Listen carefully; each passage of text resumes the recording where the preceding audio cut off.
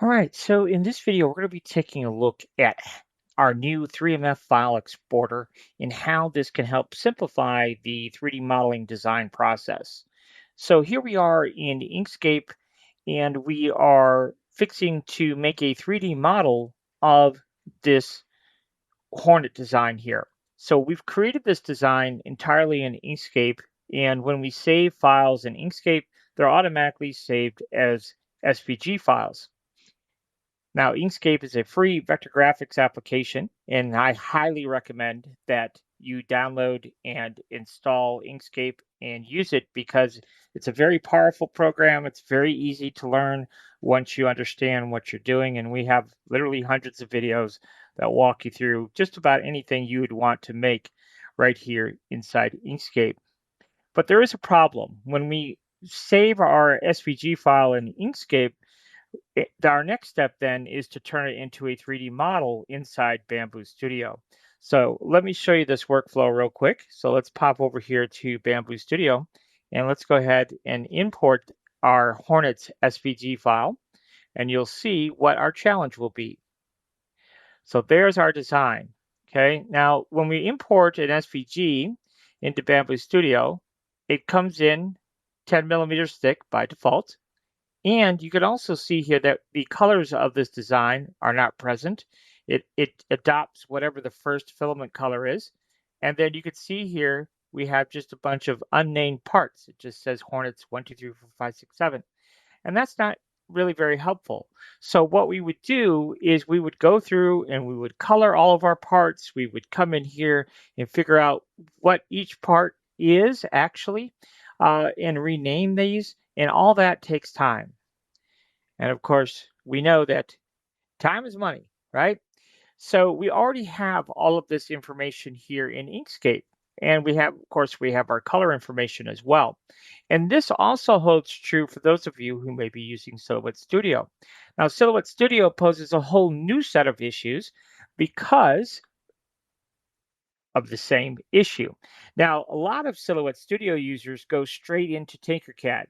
And so what they do is they come in here to Silhouette Studio, they create their artwork, just like we did in Inkscape. You could see here, it's the exact same artwork. You could see here in the layers palette, it's exactly set up the same way in Inkscape, but there's a challenge here because most Silhouette Studio users will go into Tinkercad and use Tinkercad to set the extrusions and Z heights instead of using Bambu Studio. I'm not quite sure why they do that because it's much easier to do it in Bambu Studio, in my opinion, than to monkey with Tinkercad. But there's a bigger challenge. And in Tinkercad, what we would have to do is we would have to export each one of these individual objects. We would have to export those into an individual SVG file. And then when we get into Tinkercad, we would have to import each one of these pieces individually. And that's just crazy. That's just extra work. Nobody wants to do that. It's time consuming, especially if you have a more complicated design where you have a lot more pieces to the puzzle. So that's where the tool comes into play, is simplifying this whole process. So let me show you how this works. And let's go ahead. And the first thing we have to do is we have to convert our files. So in this case here, we have our Hornets SVG that we created in Inkscape. And then let me grab my Silhouette Studio file as well. So here's my Silhouette Studio file of the same design. And we're just going to select both of those and drag and drop right here into our tool. And what it'll do is it'll automatically create our 3D models for us. So you can see here is the Hornets SVG, and then here's the Silhouette Studio version of the same design. So let's go into Bambu here, and let's go ahead and open up. I guess we'll start by looking at the Silhouette Studio version of the design. So that is the ST3, that's what I named it. You can see they'll both look identical, okay? That's what it looks like. But see the difference in the distinction already? Of course, we have all of our color information, which that part's nice, but also look here. All of our individual pieces are all ready to go for us, and they're all named just like they were in Silhouette Studio. And so that is a big, big help for us. Now let's go ahead and delete this, and let's go ahead and take a look at the other version of the same design, but we're just going to go into the regular Hornets one. This is the SVG version of the design. And so there you go. Okay, same exact thing as what we had with Silhouette Studio. All of our color information, all of our filaments are already preset for us. And then you could, of course, see here we have all of our individual bits and bobs. So now let's go ahead and turn this into a hype chain so you can see how this would all work. So the first thing we're going to do here is we're going to set all of our Z heights. So we're going to come in here to our main back plate. And for hype chains, I always make that 8 millimeters. And then we have our back plate, we have our wings, we have our yellow body, we have our gray legs, our white eye details, our white stinger, and our black back plate ring. All of those are going to be 2 millimeters thick. Every bit of it's going to be 2 millimeters thick. Okay. So now that all that's done, we have all of our extrusions set. Now we have to go in and set up our Z heights. So let's begin with our main back plate here. We'll go to our move tool and we set our Z heights here. Now, this part of the puzzle, you're not going to understand immediately what I'm going to do. But what I want to show you is once you do understand what you're doing, it is going to be very quick and easy to set up your 3D models, okay? So I have lots of other videos that explain the Z heights and how they all work. So definitely check those out. But I was just going to blaze through this here and just show you how quickly we can put this together. So our main backplate, of course, is 8 millimeters. So that means in order for this to print on our build plate, the Z height here has to be half of 8, which is already 4. All right, now then we move on from there. Our black backplate here, let's go ahead and you can see it's at 4, and really it needs to be at 8. Okay, and then our wings, what do those need to be? Well, those need to be at 9. And then our yellow body needs to be at 9. And then our gray legs in bits, those need to be at 9. And then our eye details, those need to be at 10. Our white stinger needs to be at 10. And then lastly, we have our black backplate ring, and then that one has to be at 9. Let's take a look here now.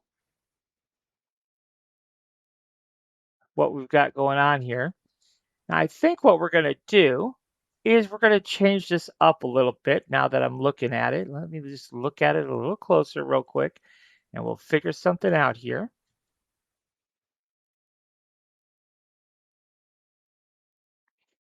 Okay, yes. So our backplate ring here, that's actually going to be at 10.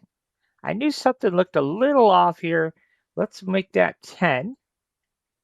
See if that doesn't fix our issue. And then I want to try and show you what's happening here. So you see how there's a bit of a reveal here now by bumping that ring up just a little bit there. I think that looks pretty good. We could leave it at 10, or we could even alt click it. Maybe let's back it off to 9.5.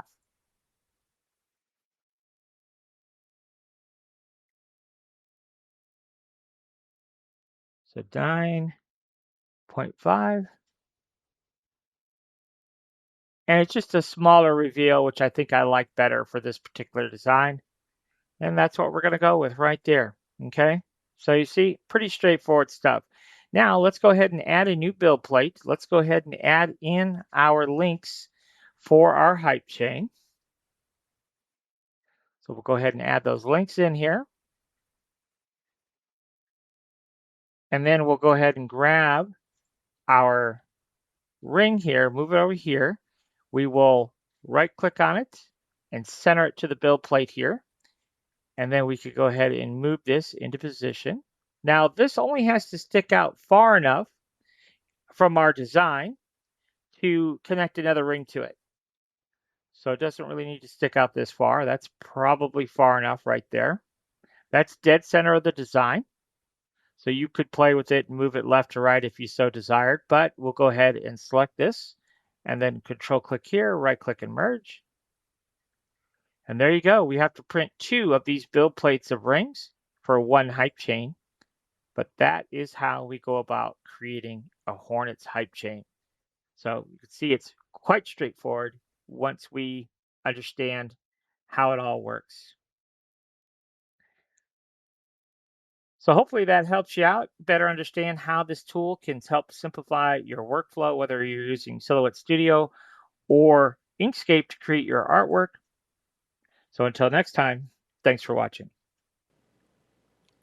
If you have any questions or need one-on-one training or some custom files made for you, this is my contact information, so feel free to reach out via email. You can text me. You could even give me a call.